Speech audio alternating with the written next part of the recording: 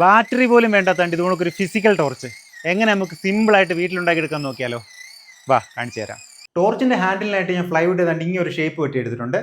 ഈ വെട്ടിയെടുത്തേക്കുന്ന ഫ്ലൈവുഡിൻ്റെ ബേസിലോട്ട് ഈ ഒരു കുഞ്ഞ് ഗിയർ മോട്ടർ ഫിറ്റ് ചെയ്ത് കൊടുക്കാം.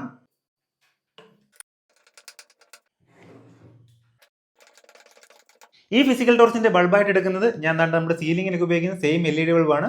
ഈ LED ബൾബ് നമുക്ക് ഇതിൻ്റെ ഫ്രണ്ടിലായിട്ട് ഇതുപോലൊക്കെ സെറ്റ് ചെയ്ത് കൊടുക്കാം. ഗ്ലൂ ഗണ്ണിൻ്റെ സഹായത്തോടെയാണ് ഞാൻ ഈ ബൾബ് ഫ്ലൈവുഡിൽ ഒട്ടിച്ചു കൊടുക്കുന്നത്.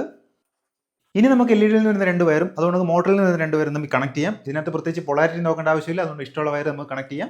പിന്നെ ഇതുകൊണ്ട് ഷോർട്ട് ആവാതിരിക്കാൻ വേണ്ടി നമുക്ക് ഇൻസുലേഷൻ ഇട്ട് കൊടുക്കാം. ഈ ഒരു കണക്ഷൻ കൊടുത്തോടുകൂടി നമ്മുടെ ഫിസിക്കൽ ടോർച്ചിൻ്റെ വർക്ക് ഏകദേശം കംപ്ലീറ്റ് ആയിരിക്കുകയാണ്. ഇനി നമുക്ക് വർക്ക് ചെയ്യിക്കാൻ ഒരു ചെറിയ സാധനയുടെ ആവശ്യമുണ്ട്. ദാണ്ട് ഇതുകൊണ്ട് ചെറിയൊരു L ഷേപ്പിലുള്ള കമ്പി ഞാൻ എടുത്തിട്ടുണ്ട്. ഈ കമ്പി നമുക്ക് ഈ മോട്ടറിൻ്റെ ഷാഫ്റ്റിനകത്തോട്ട് കയറ്റി കൊടുക്കാം. എന്നിട്ട് നമുക്ക് ഇഷ്ടമുള്ള ഡയറക്ഷനിൽ ഇത് കറക്കാമെങ്കിൽ നമ്മുടെ ഈ ബൾബ് പ്രകാശിക്കുന്നത് കാണാൻ പറ്റും. കണ്ടോ? ലെഫ്റ്റ് കറക്കിയാലും റൈറ്റ് കറക്കിയാലും ഈ ബൾബ് കത്തും. അപ്പോൾ ഇതിന് എത്രത്തോളം വെട്ടം ഉണ്ടെന്ന് ഞാൻ ഈ സ്റ്റുഡിയോ ലൈറ്റിൽ ഓഫ് ചെയ്ത് കാണിച്ചു തരാം. കണ്ടില്ലേ ഗൈസ്? അത്യാവശ്യം നല്ല വെട്ടം തന്നെ ഇത് പ്രൊഡ്യൂസ് ചെയ്യുന്നുണ്ട്. കണ്ടോ? എന്നെ നിങ്ങൾക്ക് കൃത്യമായിട്ട് കാണാൻ പറ്റുന്നില്ലേ? ഇതെന്തായാലും നമുക്ക് പുറത്ത് കൊണ്ടുപോയി ചെക്ക് ചെയ്ത് നോക്കാം. ഞാനിപ്പോൾ നിൽക്കുന്നത് നല്ല ഇരുട്ടത്താണ്, എന്നിട്ടും ഈ ബൾബിനകത്ത് വരുന്ന പ്രകാശം നിങ്ങൾക്ക് കാണാൻ പറ്റുന്നുണ്ടോ? കണ്ടേ, പട്ടിക്കൂടിനകത്ത് കിടക്കുന്ന പട്ടിക്കുട്ടന്മാരെയൊക്കെ എനിക്ക് നല്ല വൃത്തിക്ക് കാണാൻ പറ്റും. കണ്ടില്ലേ? എന്നെ നിങ്ങൾക്ക് നല്ലതായിട്ട് കാണാൻ പറ്റുന്നുണ്ടോ?